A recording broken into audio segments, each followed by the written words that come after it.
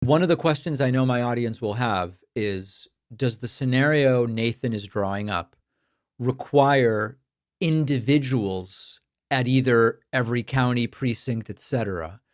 Or would this be something that theoretically could be pre-installed in some of these machines? Yes, the concern is that cybersecurity wise, an example of this is just malware that would have a timed window to execute.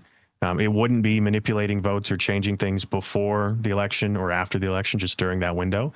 And we actually found, and this is something people know about, but maybe not as readily, is there's an example of this have already happened with technology. Have you heard of Dieselgate? Dieselgate. Oh, this is the Volkswagen gas mileage scandal, I guess we would call it. Yes. So Dieselgate was where Volkswagen had a software program to cheat emissions. And when they were auditing the machines in a lab or when testing them, the cars ran normally and their emissions was normal. Right. But the data from emissions reports wasn't matching up. There was way higher emissions than what should have been accounted for.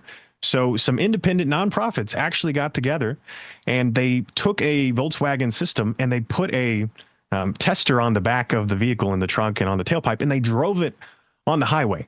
And in use, the Volkswagen began to output higher emissions. So Right. they had designed a way to cheat audits so that when they're being tested, they look normal. But when they're in use, they begin to act in this way.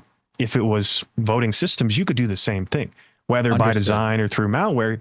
During testing, you wouldn't catch any problems. But when they're being used, you could manipulate votes.